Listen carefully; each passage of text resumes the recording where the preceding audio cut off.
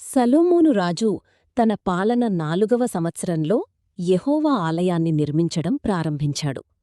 ఆ ఆలయం పొడవు 60 మూరలు, వెడల్పు 20 మూరలు, ఎత్తు 30 మూరలు. ఆలయం నిర్మాణంలో గనిలోనే మృదువుగా చెక్కిన రాళ్లను ఉపయోగించారు. అందువల్ల ఆలయం నిర్మాణ స్థలంలో గుదిగుచ్చు, రంపం లేదా ఏ ఇతర ఇనుప పనిముట్టు శబ్దం వినిపించలేదు. ఆలయ ప్రవేశ మండపంలో స్తంభాలను నిలబెట్టాడు. దక్షిణ దిశలో ఉన్న స్తంభానికి యాకీనని, ఉత్తర దిశలో ఉన్న స్తంభానికి బోయజని పేర్లు పెట్టాడు. అతను అంతర్గత ప్రాంగణాన్ని 3 వరుసలుగా చెక్కిన రాళ్లతో నిర్మించాడు. 2 తలుపులను దేవదారు చెక్కతో తయారుచేశాడు.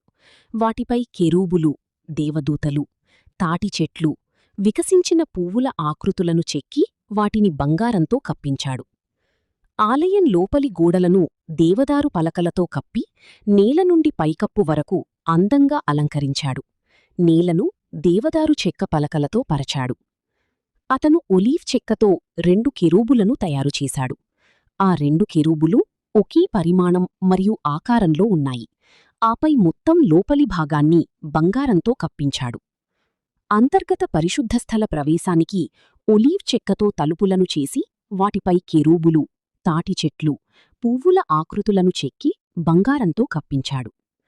నీలం, ఊదా, ఎరుపు రంగుల నూలుతో మరియు సున్నితమైన నారతో ఒక తెరను తయారుచేసి దానిపై కెరూబులను అల్లించాడు.